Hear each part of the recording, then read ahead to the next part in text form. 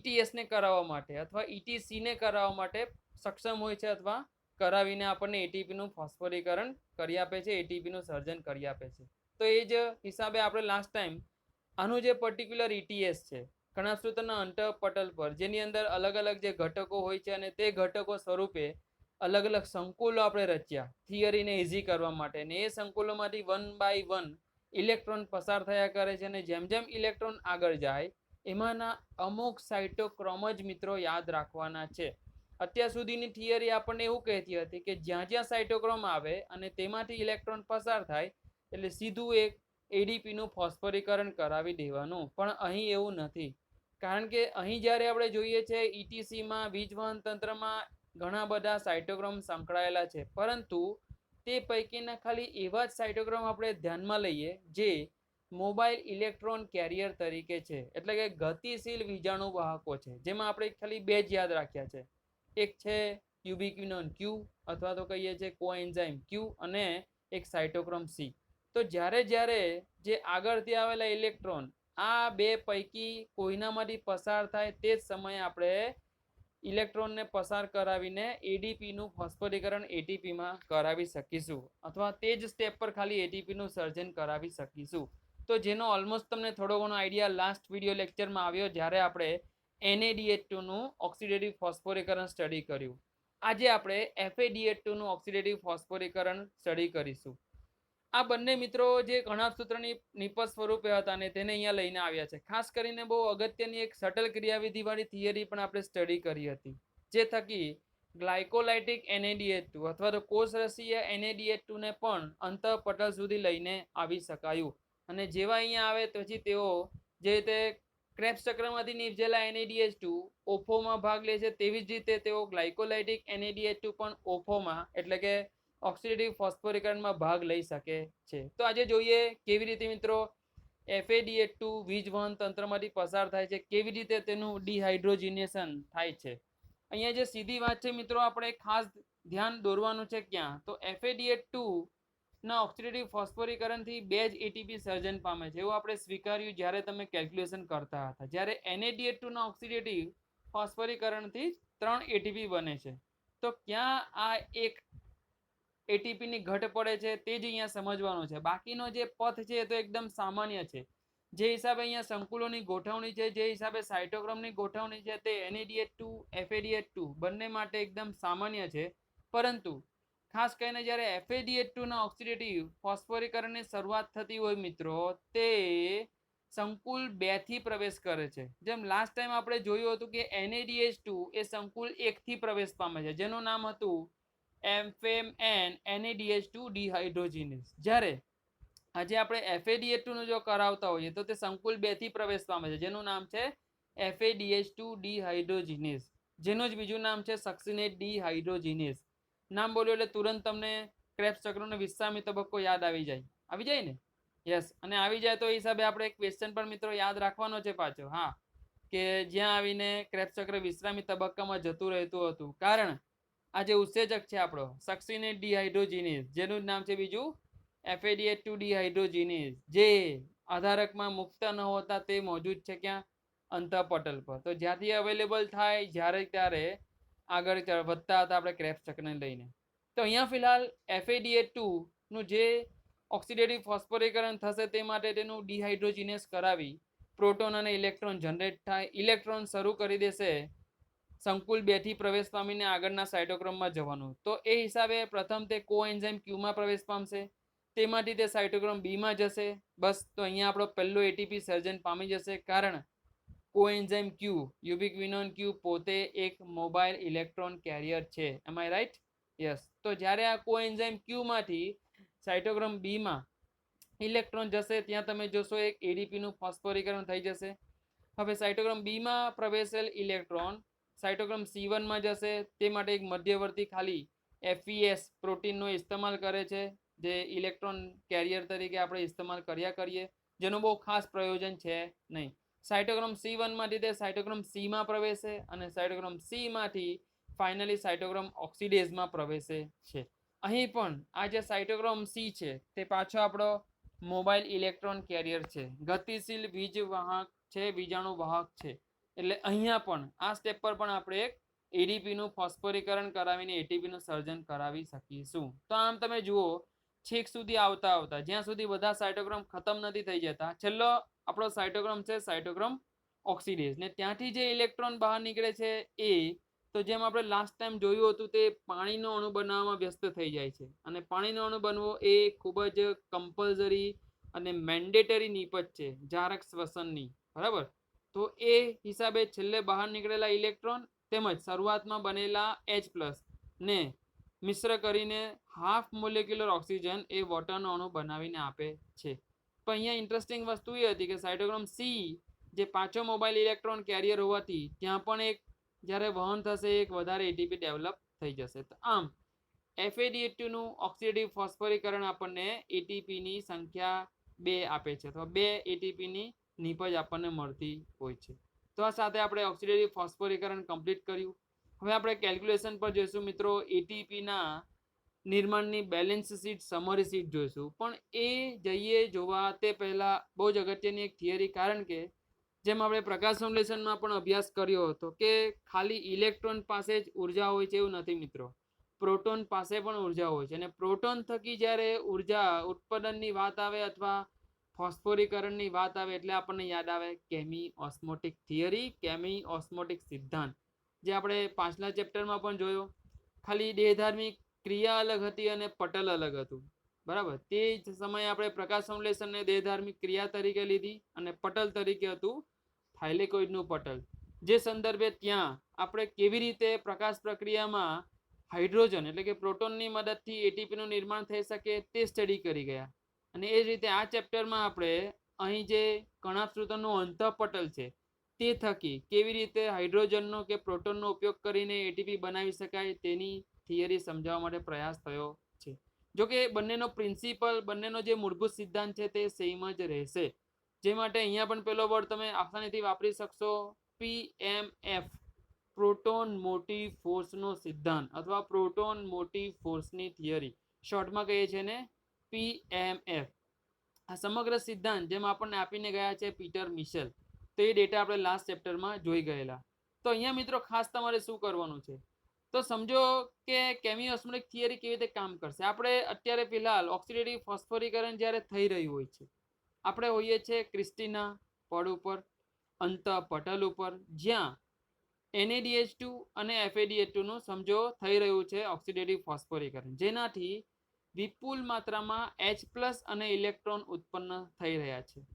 Electron દ્વારા તમે સાયટોક્રોમમાં જઈને એટીપી ઉત્પન્ન કરાવ્યા, જેની થિયરી આપણે સ્ટડી કરી ગયા. હવે જો હાઇડ્રોજનની વાત કરીએ તો હાઇડ્રોજનનું શું થશે મિત્રો, તો હાઇડ્રોજન તે કેમી ઓસ્મોટિક સિદ્ધાંત દ્વારા એટીપીનું નિર્માણ સમજાવી આપે છે. તો જેમાં અંતઃપટલ પર જે F0 કણો આવેલા છે, જે ઓક્સિઝોમાં આવેલા છે મિત્રો, એમાં પ્રોટોન પંપ પણ હાજર હોય છે. અને આ પ્રોટોન પંપની જે કાર્યશૈલી આપણને ખબર છે કે તેમાંથી જ્યારે જ્યારે પ્રોટોન પસાર થાય એટલે તેની સાથે સંકલિત ATPase ઉત્સેચક જે કાર્યરત થાય છે અને એટીપીનું નિર્માણ કરીને આપે છે, અથવા તો એડીપીનું ફોસ્ફોરીકરણને કરીને આપે છે. તો બસ એ જ અહીંયા આપણે સ્ટડી કરવાનું છે. તો ખાલી ડેટા એવો બદલાઈ જશે કે જ્યારે NADH2નું તમે ઓક્સિડેટિવ ફોસ્ફોરીકરણ કરો તો તે સમયે પરિકણાભસૂત્રીય અવકાશમાં મિત્રો, ક્યાં PMS, પરિકણાભસૂત્રીય અવકાશમાં ટોટલ 6H+ સમજો ઉત્પન્ન થાય છે. મતલબ કે હવે આ જે પરિકણાભસૂત્રીય અવકાશમાં ઉત્પન્ન થયેલા 6H+ એ ધીરે ધીરે માઇગ્રેટ થતા થતા વહન પામતા ક્યાં ગોઠવાશે, તો અંતઃપટલ પર ગોઠવાશે. અને હવે આ ઢોળાંશ જે આપણે એસ્ટાબ્લિશ કરવાનો છે તે અંતઃપટલ પર અને અંદરના આધારક પર કરવાનો છે. જ્યારે હાઇડ્રોજન ઉત્પન્ન નહીં થયા હતા ત્યારે અંદર બાહ્ય આધારક તેમજ અંતઃ આધારક, અથવા તો કહી દઉં પરિકણાભસૂત્રીય અવકાશ અને અંદરનું જે આધારક છે તેમાં H+ ની સાંદ્રતા સમાન હતી, બધું જ સંતુલનમાં હતું, ઇક્વિલિબ્રિયમમાં હતું. પરંતુ હવે જ્યારે વધારે પડતા H+ ડેવલપ થયા છે તો H+ ને કારણે વીજવહન અથવા તો જે વીજભાર છે બંને બાજુનો એમાં ઢોળાંશ થપાયો. બહારની તરફ ધન વીજભાર વધી ગયો, અંદરની તરફ ધન વીજભાર ઓછો થઈ ગયો. તો એ સ્વાભાવિક છે ને તોડવો પડે. પ્રોટોન ઢોળાંશ જે સ્થપાય છે એ પ્રોટોન ઢોળાંશની દિશામાં પ્રોટોનનું વહન કરાવવું પડે, ને તે વહન માટે આપણે ઓલરેડી પ્રોટોન પંપની થિયરી જે જોઈ હતી એ રીતે જ અહીંયા પણ વર્ક કરશે. પ્રોટોન પંપ હાજર છે F0 કણોમાં અથવા તો અંતઃપટલ પર, જે દ્વારા H+ અંતઃપટલમાંથી જે જમા થયા છે ત્યાંથી અંદર આધારકમાં જવાનું શરૂ કરશે, અને જેમ જેમ તે જતા જાય દરેક 2H+ ના પસાર થવાથી એક એટીપીનું નિર્માણ થાય છે. જેમ આપણે યાદ રાખ્યું છે તેમ જ્યારે NaDH2 નું જો ઓક્સિડેટિવ ફોસ્ફોરીકરણ થતું હોય તો 6H+ બને છે એવું સમજી લો. તો 6H+ જ્યારે પસાર થાય આવા પ્રોટોન પંપમાંથી તો સ્વાભાવિક છે 3 એટીપીનું સર્જન કરી આપે, બરાબર છે. અને એ જ રીતે FADH2 નો જ્યારે વાત કરી રહ્યા હોય, કેમિયોસ્મોટિક સિદ્ધાંત થઈ રહ્યો હોય તો તે 4H+ બનાવે છે. એટલે કે પ્રોટોન મોટિવ ફોર્સ જે અહીં સ્થપાશે તે 4 પ્રોટોનનો સ્થપાશે, 4 હાઇડ્રોજનનો સ્થપાશે, અને 4 હાઇડ્રોજન જેવા અંદર જાય એટલે પાછું સંતુલન એસ્ટાબ્લિશ થઈ જાય. પરંતુ 4H+ ના જવાથી સ્વાભાવિક છે 2 એટીપી ઉત્પન્ન થાય. તો અહીં જે આપણો આગળનો આંકડો છે તે અહીંયા પણ એકદમ સિગ્નિફિકન્ટલી આપણે પ્રૂવ કરી શકીએ છીએ કે કેવી રીતે એક NaDH2 3 એટીપી બનાવી આપે ને કેવી રીતે એક FADH2 2 એટીપી બનાવી આપે. અને આ થિયરીમાં મિત્રો જો પૂછાય તો આ રીતે તમારે યાદ રાખવાનું છે કે NaDH2 દ્વારા સર્જાતો પ્રોટોન મોટિવ ફોર્સ કેટલો છે? 6 છે, મતલબ કે 6 પ્રોટોનનો છે. અને એ જ રીતે FADH2 ના ઓક્સિડેટિવ ફોસ્ફોરીકરણથી અથવા તો કેમિયોસ્મોટિક સિદ્ધાંત દરમિયાન રચાતો પ્રોટોન મોટિવ ફોર્સ કેટલો છે? તો તે 2 ને 2 ટોટલ 4H+ નો છે, 4 પ્રોટોનનો છે. તો એ સંદર્ભે આપણે ક્રમશઃ 3 એટીપી અને 2 એટીપીનું સર્જન સમજી શકીએ તેમજ સમજાવી પણ શકીએ. ઓકે, તો આની સાથે આપણે કેમિયોસ્મોટિક સિદ્ધાંત પણ ખતમ થાય છે. બીજું એક મિત્રો, લાસ્ટ ટાઈમ જરા અવરોધકોની આપણે વાત કરી રહ્યા હતા કે ઘણા બધા ઘટકો ના સંપર્કમાં જો વનસ્પતિ આવે, કોઈ પ્રાણી આવે તો તેઓ તેના શ્વસન પર અવરોધક અસર લગાડે છે, પોઈઝન અસર આપે છે. જે સ્વરૂપે આપણે સાયનાઇડનું ઉદાહરણ લીધું હતું. આ સાયનાઇડ જે ખૂબ જ ખરાબ પોઈઝન કહેવાય છે, તે સીધો શ્વસન પ્રક્રિયા માટે જોખમી બને છે. શ્વસન પ્રક્રિયા અટકાવી દે છે અને જે મૃત્યુમાં પરિણમી શકે. તો એનું એક્ઝેક્ટ મેકેનિઝમ જે હતું કે તે સાયટોક્રોમ ઓક્સિડેઝની પ્રક્રિયાને અવરોધે, બરાબર. જે છેલ્લો સાયટોક્રોમ સિસ્ટમમાં આપણો છે ઘટક તેને અવરોધે છે. પરંતુ અહીં આપણી પાસે જે નવીન વસ્તુ છે કે કેટલીક વનસ્પતિઓમાં તેના માટે ટોલરન્સ જોવા મળે છે. ઘણી બધી વનસ્પતિઓમાં તેનો જે ઓક્સિડેટિવ ફોસ્ફોરીકરણ છે તેમાં રહેલો ઓક્સિડેઝ આ સાયટોક્રોમ અથવા સાયનાઇડથી અસર પામતો નથી, અને સાયનાઇડની હાજરી હોવા છતાં પણ એકદમ સક્ષમતાપૂર્વક ETSને ચાલુ રાખે છે અથવા વીજ વહન તંત્ર કરાવ્યા કરે છે, અને તેનાથી એને કોઈ નુકસાન થતું નથી. તો આવા પ્રકારના પ્રતિકારક શ્વસનને સાયનાઇડ પ્રતિકારક શ્વસન કીધું છે. કારણ કે આ વનસ્પતિઓ સાયનાઇડની હાજરીથી કોઈ રીતે પોતાની શ્વસન ક્રિયાને અવરોધતી નથી અને તે કરવાનું ચાલુ જ રાખે છે. અને આથી જ આવા શ્વસનને નામ આપ્યું છે સાયનાઇડ પ્રતિકારક શ્વસન અથવા વૈકલ્પિક વીજાણુપથ, બરાબર. ખાસ કરીને મિત્રો એનું ઉદાહરણ આપણને લેગ્યુમિનોસી વનસ્પતિઓમાં જોવા મળે છે કે જે પ્રોટીન સભર હોય છે, પ્રોટીન વિપુલ માત્રામાં બનાવતી હોય છે. જેમ એક્ઝામ્પલમાં વટાણા એક લખ્યું છે, અને બીજું છે પાલકનું ઉદાહરણ, પાલક જેને સ્પિનેચ પણ કહેવાય છે, તો એ પણ યાદ રાખજો. તો આવી વનસ્પતિઓ જે ખાસ કરીને સાયનાઇડ પ્રતિકારક શ્વસન દર્શાવે છે તે. બીજું મિત્રો જે વાત કરવાની છે બેલેન્સ શીટની, કેવી રીતે એટીપી સમરી શીટ આપણે કેલ્ક્યુલેટ કરી શકીએ. કે આટલા બધા 3 સ્ટેપ થઈ ગયા અને 3 સ્ટેપને અંતે જે એટીપીનું આપણને નિર્માણ થયેલું જોવા મળ્યું. ફાઇનલી આપણે એક ગ્લુકોઝમાંથી જો કેલ્ક્યુલેશન કરતા જઈએ, ડેટા કરતા જઈએ, તો આ જેમ તમને NCERTમાં પણ એકદમ સરસ રીતે સ્ટડી કરી ગયા છો, તો બહુ ઊંડાણમાં નહીં જતો મિત્રો. EMP પથની વાત કરીએ, એમ્બેડોન મેયર ઓફ પર્નાસ અથવા જે ગ્લાયકોલિસિસ પથ છે એની વાત કરીએ, તો તેમાં આધારિત ફોસ્ફોરીકરણથી બનતા એટીપી હતા ટોટલ 4, બરાબર. પછી આપણે ETS દ્વારા નિર્માણ પામતા એટીપી, ખાસ કરીને એટલે કયા ETS દ્વારા? તો ત્યાં જે 2 NaDH2 બનેલા, તમને યાદ હોય તો, જેને જ તો આપણે શટલ ક્રિયાવિધિ દ્વારા લાવ્યા અંદર અને તેમાંથી બનાવીને આપ્યા આપણે શું? એટીપી. તેવા 2 NaDH2 ના 3 મળીને ટોટલ 6 એટીપી એના બન્યા હશે, અને અંદર આખા ગ્લાયકોલિસિસમાં વપરાયેલા એટીપીની સંખ્યા થઈ ગઈ આપણી પાસે 2. એટલે ટોટલ જો સમેસમ તમે ખાલી ગ્લાયકોલિસિસનું કરવા જાવ તો આપણને ચોખ્ખો નફો જે મળે છે તે કેટલો મળે?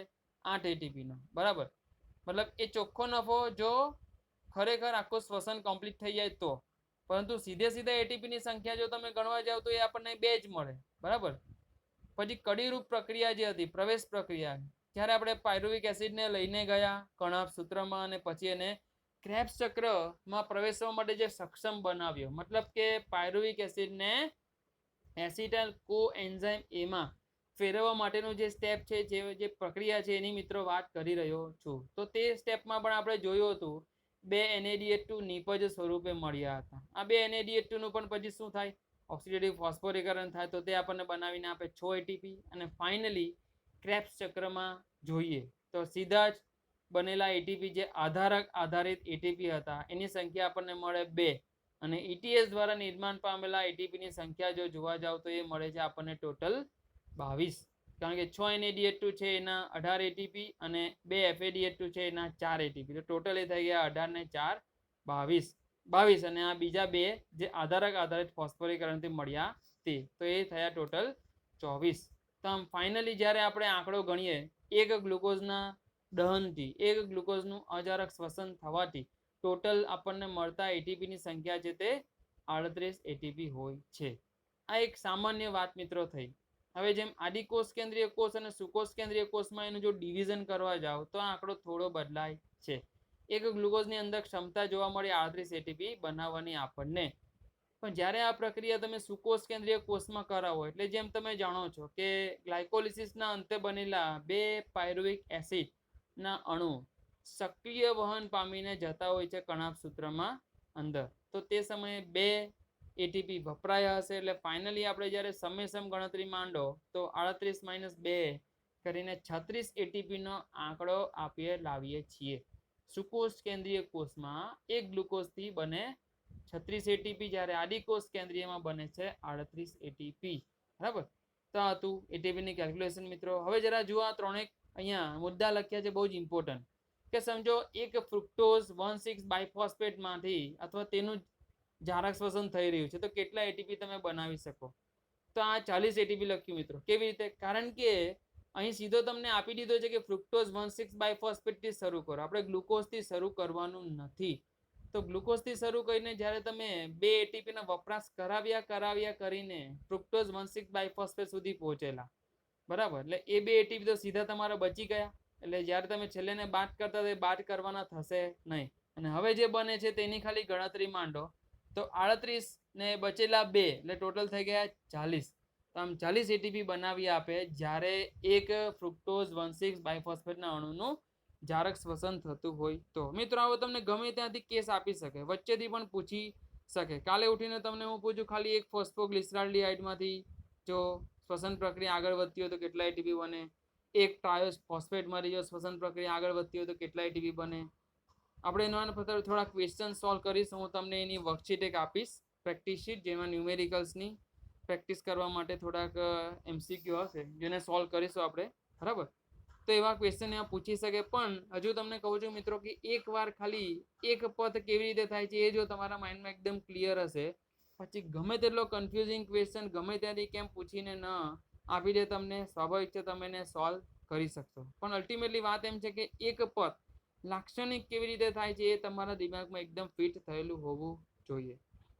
એ જ રીતે લખ્યું છે કે એક પાયરુવિક એસિડમાંથી 15 એટીપી. મિત્રો એક પાયરુવિક એસિડ જ ધ્યાનમાં લેવાનો છે. આપણે જ્યારે નોર્મલી ગ્લુકોઝ સાથે શ્વસન કરતા હોય તો આપણને યાદ છે કે 2 પાયરુવિક એસિડ બને છે અને 2 પાયરુવિક એસિડને માટે 2 ક્રેબ્સ ચક્ર આપણે કરાવ્યા તો એ સંદર્ભે બધી નિપજો શું થાય, ડબલ બને. પણ અહીંયા આપણે એક જ પાયરુવિક એસિડમાંથી જો વિચારીએ તો નિપજો મળી એ સંદર્ભે કેલ્ક્યુલેશન કરો તો 15 જ એટીપી મળે, જેમાં 12 એટીપી તમારા NADH2 માંથી બનેલા, 2 એટીપી FADH2 માંથી બનેલા અને 1 એટીપી સીધો જે આધારક આધારિત ફોસ્ફોરીકરણથી મળેલો, જેને કહીએ આપણે 12 + 2 + 1 મતલબ કે 15 એટીપી. અને એક એસિટાઇલ કોએન્ઝાઇમ A અથવા તો એક TCA ચક્ર જો ખાલી ધ્યાનમાં લેતા હોય તો એ દરમિયાન બનેલા એટીપી કેટલા, તો એનો મિત્રો આંકડો મળે છે 12 એટીપી. તો જેના માટે ખાલી આપણે ચક્રીય પ્રક્રિયાઓને ધ્યાનમાં લીધી છે ક્રેબ્સ ચક્રની.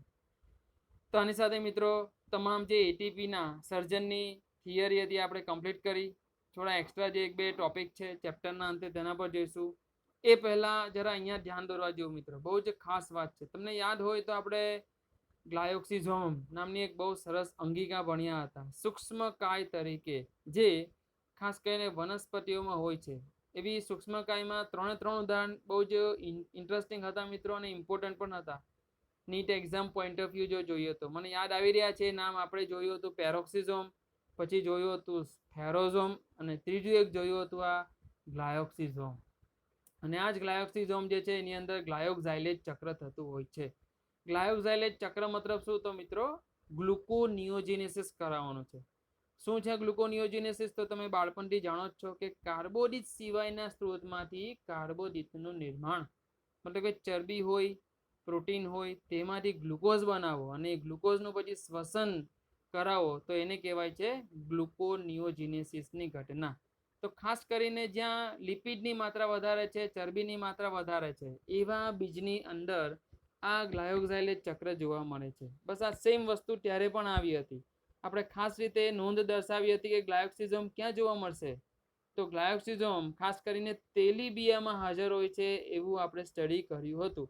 અને એ તેલીબિયા એટલે શું? તો જેની અંદર વિપુલ માત્રામાં ચરબી હોય, તેલ હોય, લિપિડ હોય તેવા ઘટકો. અને જ્યારે આવા બીજને પણ જો અંકુરણ પામવું હશે તો મૂળભૂત રીતે ઉર્જાનો પ્રાથમિક સ્ત્રોત તો ડેફિનેટલી ગ્લુકોઝ જ જોઈએ. એટલે આથી પહેલા ગ્લુકોઝ બનાવવો પડે, ને ગ્લુકોઝ બનાવવા માટે તેની અંદર આ ગ્લાયોક્સિઝોમ જે અંગિકા છે તેની અંદર ગ્લાયોક્ઝાઇલેજ ચક્ર થાય, ગ્લુકોનિયોજિનેસિસની ઘટના થાય અને તેનાથી પછી તેનું શ્વસન શરૂ થાય. ને એ શ્વસન થશે તો જ આ પ્રકારના તેલીબિયાનું અથવા ચરબીયુક્ત બીજનું અંકુરણ પોસિબલ થાય છે. તો એના પર સૌથી પહેલા પ્રકાશ ફેંકવાવાળા જે વૈજ્ઞાનિક છે મિત્રો તે છે કોર્નબર્ગ અને ક્રેબ્સ. ક્રેબ્સ બરકરાર છે અને સાથે બીજા એક સાયન્ટિસ્ટને લઈ આવ્યા કોર્નબર્ગ, જેમના દ્વારા ગ્લાયોક્ઝાઇલેજ ચક્રની માહિતી આપવામાં આવી. આ ચક્ર ચરબીને શર્કરામાં રૂપાંતર કરે છે અને તે માટે થતી જે ઘટના છે તેને કહીએ છીએ આપણે ગ્લુકોનિયોજિનેસિસ. યાદ રાખવા જેવું મિત્રો આ શબ્દ, આગળ પણ તમને કામ લાગશે જ્યારે આપણે મનુષ્ય દેહધાર્મિક ક્રિયાઓ પર સ્ટડી કરીશું ત્યારે પણ. ગ્લુકોનિયોજિનેસિસ એટલે કે કાર્બોદિત સિવાયના સ્ત્રોતમાંથી કાર્બોદિતનું નિર્માણ. લાઈક પ્રોટીન અને લિપિડ હોય તો તેમાંથી ગ્લુકોઝ બનાવવું તો તેને કહેવાય ગ્લુકોનિયોજિનેસિસ. આ ગ્લાયોક્સિલેટ એ ગ્લાયોક્સિઝોમ અંગિકામાં જોવા મળે છે, કોષ રસમાં પણ જોવા મળી શકે અને કણાભસૂત્રમાં જોવા મળી શકે. કારણ કે ગ્લાયોક્સિઝોમ કોષ રસનો જ ભાગ હોય છે, તેની અંદર જ મોજૂદ અંગિકા હોય છે. તો યાદ રાખશું. જોઈએ છે મિત્રો શ્વસન આંક. આની થિયરી ઓલરેડી તમારી એનસીઆરટીમાં છે. થોડા આપણી પાસે એક્સ્ટ્રા ઉદાહરણ છે તે ખાલી વધારે ફોકસ કરવાના છીએ. પણ જેમ તમે જાણો છો રેસ્પિરેટરી કોશન્ટ કહેવાય છે, આરક્યુ તરીકે એને સિમ્બોલાઇઝ કરવામાં આવે છે, જેમાં આપણે લઈએ છીએ ઉત્પન્ન થયેલા CO2 અને છેદમાં વપરાયેલા O2 ના અણુ. તો આ બંનેનો જે ગુણોત્તર તમને મળશે તેનાથી મળે છે આપણને શ્વસન આંક.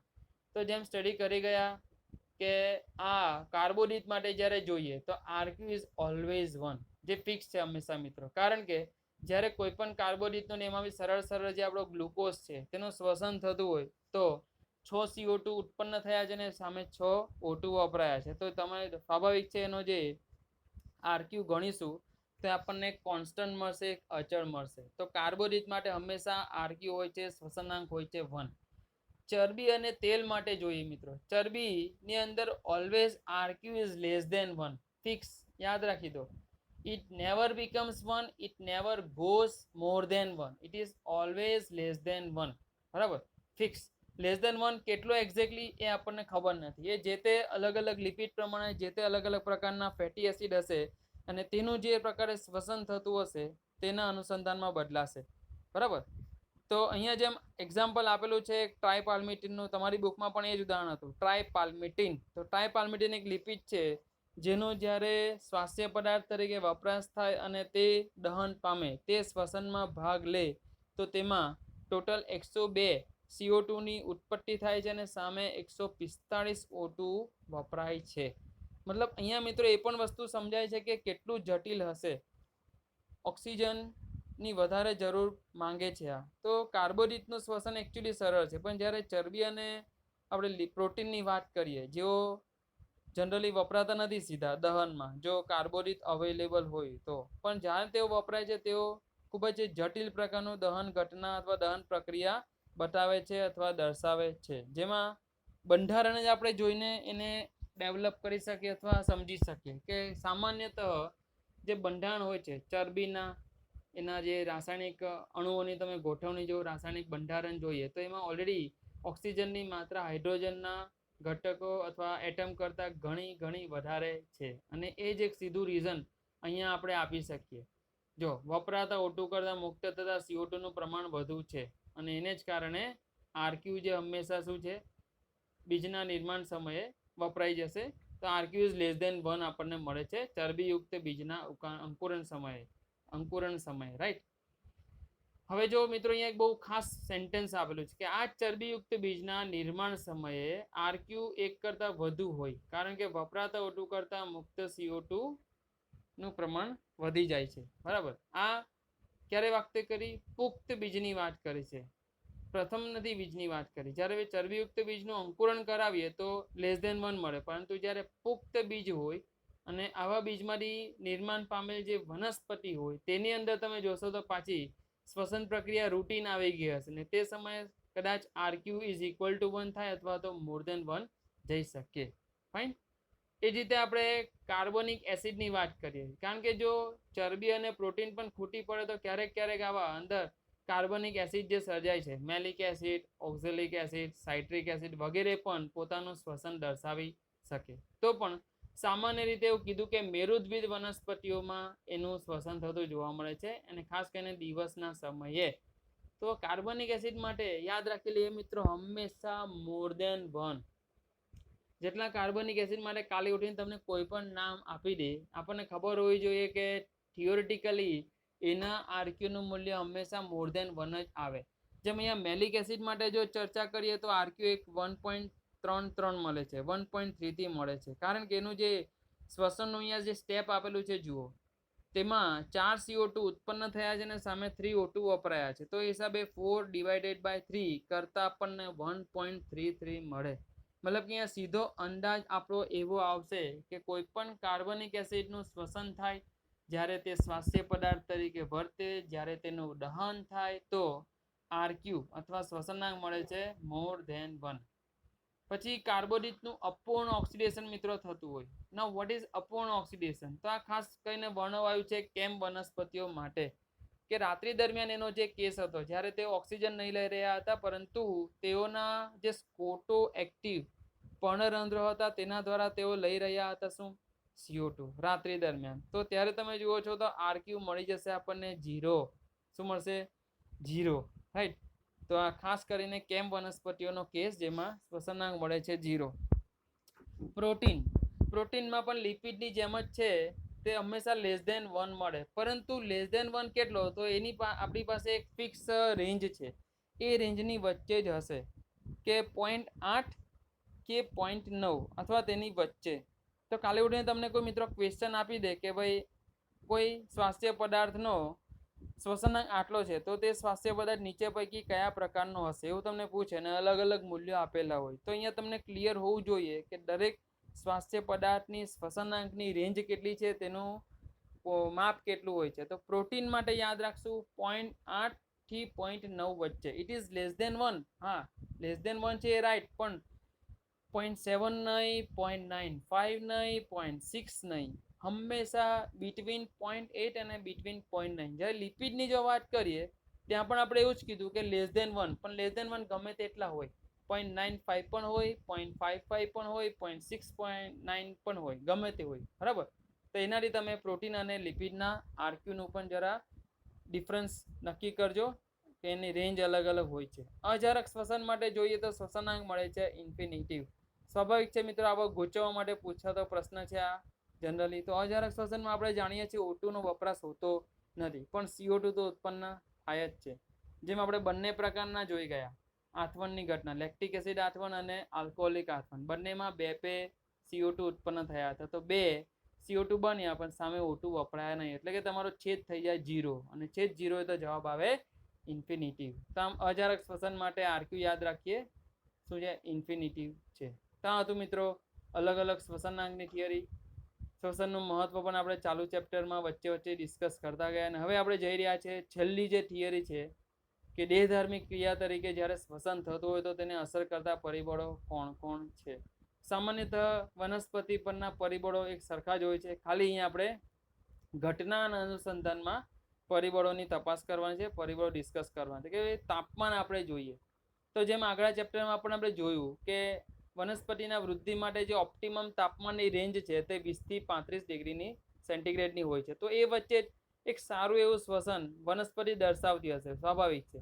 તો એના માટે તાપમાનની એ જ રેન્જ પાછી અહીંયા વર્ણવાય છે. જુઓ તમે તો શ્વસન માટે અનુકૂલિત તાપમાન 20 થી 35ની વચ્ચે હોય છે અને મહત્તમ તાપમાન 45 સુધી હોય છે. કારણ અહીં તો આપણે જોયું મિત્રો, આખા ચેપ્ટરમાં જ્યાં ને ત્યાં ઘણા બધા ઉત્સેચકો આવ્યા અને ઉત્સેચકો આવે એટલે તાપમાન તો આવે જ. તાપમાન અતિશય વધી જાય તો ઉત્સેચકો થઈ જાય છે વિનૈસર્ગીકૃત, ને એ કામ નહીં કરશે તો શ્વસન થશે ન થાય. એ જ રીતે નીચા તાપમાને ઉત્સેચકો નિષ્ક્રિયકરણ પામી જતા હોવાને કારણે શ્વસનનો દર જાય છે નીચો. જ્યારે ઊંચા તાપમાને ઉત્સેચકો વિઘટન પામતા હોવાને કારણે એનો પણ દર ઘટવા માંડે છે, કારણ કે શ્વસન થવાનું અટકી જશે. બરાબર. શ્વસન માટે મિત્રો લોફિલ અચળાંક Q10 બહુ જ ઇન્ટરેસ્ટિંગ. યસ, યાદ આવ્યું છે તમને? લાસ્ટ ચેપ્ટરથી આપણે વર્ણન કરતા આવ્યા છે. એકચ્યુઅલી પ્રથમ ચેપ્ટરથી જ્યારે વનસ્પતિમાં દેહધાર્મિક ક્રિયા આવે અને તાપમાનની અસર આવે એટલે આપણે લોફિલ અચળાંક યાદ આવે, Q10. તો અહીંયા શ્વસન માટે Q10 નું મૂલ્ય હોય છે 2 કે 3. મતલબ શું સમજ્યા? શ્વસનની ઘટના થઈ રહી હોય અને જો 10 ડિગ્રી જેટલું તાપમાન વધારાય તો એ શ્વસનની પ્રક્રિયાનો દર 2 ગણો થઈ શકે કે વધીને 3 ગણો થઈ શકે. કારણ કે અહીંયા આપણે આનો આન્સર એ મલ્ટિપ્લિકેશન ફેક્ટરમાં ધ્યાનમાં લઈને સમજીએ છીએ. તો 2 કે 3 જેટલો Q10 છે એવું યાદ રાખીએ શ્વસન પ્રક્રિયા માટે. બરાબર. પહાડી વિસ્તારોમાં નીચા તાપમાને કારણે પૂરા વર્ષ દરમિયાન બટાકાનું ઉત્પાદન વધુ પ્રમાણમાં થાય છે. મિત્રો આ એક નોંધવા જેવી વાત છે. ખાસ કરીને આપણે અહીંયા જોઈએ ડીસાના બટાકા બહુ ફેમસ. આપણે ગુજરાતની વાત કરીએ તો ડીસામાં જે આવેલી છે પર્વતમાળા, ગિરિમાળા, તો તે જગ્યાએ થોડું તાપમાન કમ્પેરેટિવલી નીચું જળવાય તો ત્યાં બટાકાના પાકનું વિપુલ ઉત્પાદન આપણે જોઈ શકીએ. કારણ કે ત્યાં શ્વસન માટે એના જે ઉત્સેચકીય પરિબળો છે તે થોડા અનુકૂલિત થઈ ગયા હશે. બરાબર. એને કારણે ઓક્સિજન પર જોઈએ તો ઓક્સિજનની સાંદ્રતાને લીધે અજારક શ્વસન પરની અવરોધક અસર જે લાગતી હોય છે તેને પાશ્ચર અસર કહેવાય. જોઈ ગયા આપણે આગળ. ઓક્સિજનની ન્યૂનતમ માત્રા કે જેમાં જારક શ્વસન જોવા મળે છે તે ને વિલોપન બિંદુ. યસ મિત્રો, અહીંયા બીજા 2 એવા વ્યાખ્યા આવ્યા છે, 2 શબ્દ આવ્યા છે, 2 ટર્મ્સ આવ્યા છે જે યાદ રાખીએ. તો મૂળભૂત રીતે આપણે શ્વસનના બેઝિક ટાઈપ્સથી જે આગળ વધ્યા હતા કે અજારક શ્વસન કરતા જે સજીવો છે એમાં 2 કેટેગરી આપણી પાસે હતી, અનિવાર્ય અજારક અને કેવા વૈકલ્પિક અજારક. તો એ સંદર્ભે અહીંયા 2 સેન્ટેન્સ રચાયા, 2 આ ટર્મ્સ રચાયા. તો ઓક્સિજનની એવી ન્યૂનતમ માત્રા કે જ્યારે જારક શ્વસન જોવા મળે, સ્વાભાવિક છે. કોણ દર્શાવતું હશે? તો એવા વૈકલ્પિક અજારક જીવી સજીવો છે. તો ત્યાં અજારક શ્વસન બંધ થશે અને જારક શ્વસન શરૂ થશે. તો એવી જે ઓક્સિજનની ન્યૂનતમ માત્રા જે સાંદ્રતા છે તેને આપણે કહીશું વિલોપન બિંદુ. બરાબર.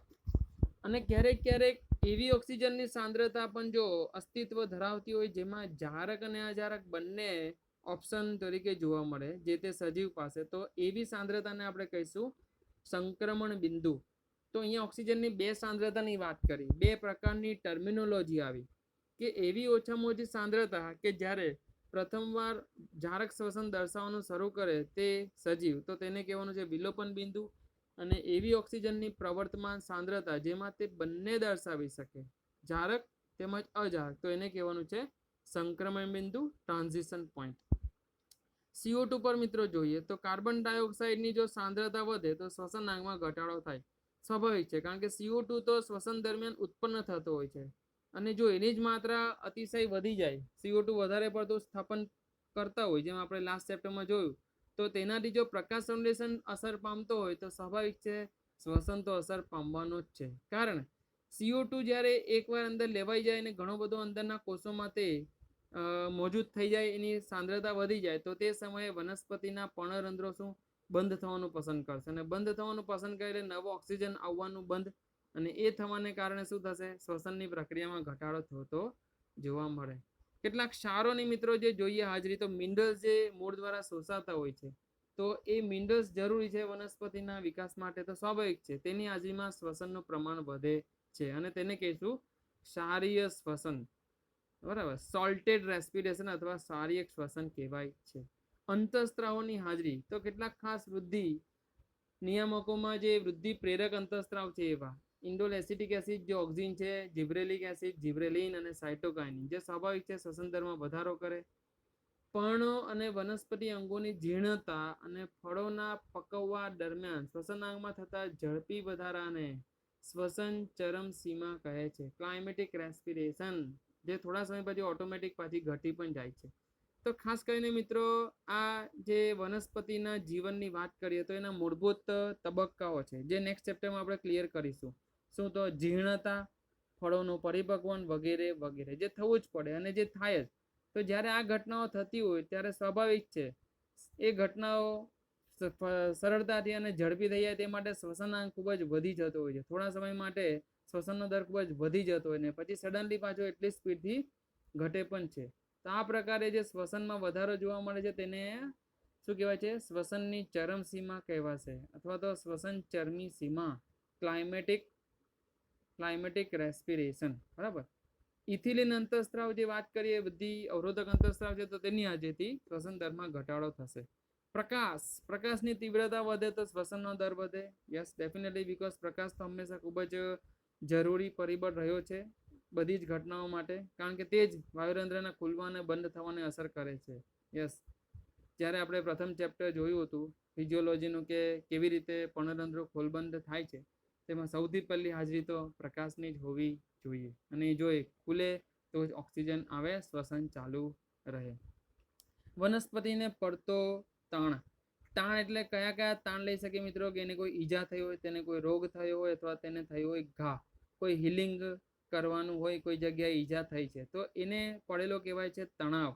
તો વાનસ્પતિક તણાવ જ્યારે હોય તે સંદર્ભમાં પણ શ્વસનમાં વધારો થાય છે, જોવા મળે છે.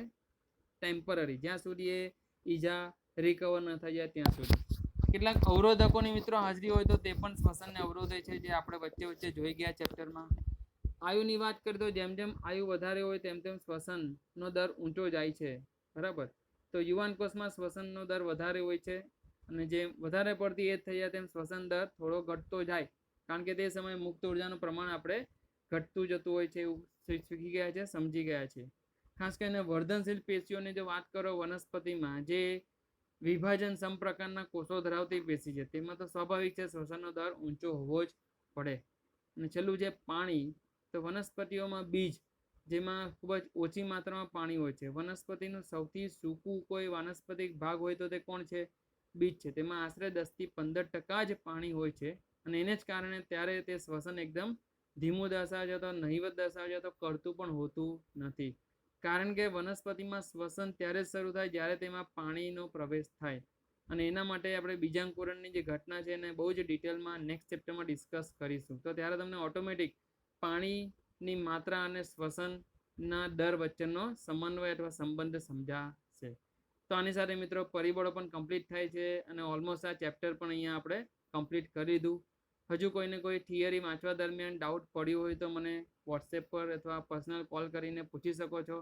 આ ચેપ્ટર રિલેટેડ MCQs આપણે હવે સોલ્વ કરીશું. તેની એક હું તમને વર્કશીટ મોકલી રહ્યો છું, તે ઘરે સોલ્વ કરવા પ્રયાસ કરીશું અને તેના આન્સર મને લખીને એક PDF જનરેટ કરી મને મારા પર્સનલ નંબર પર સેન્ડ કરવા તમને વિનંતી છે. ઓકે, ફરી મળીશું નેક્સ્ટ વિડીયો લેક્ચરમાં. Good bye, take care.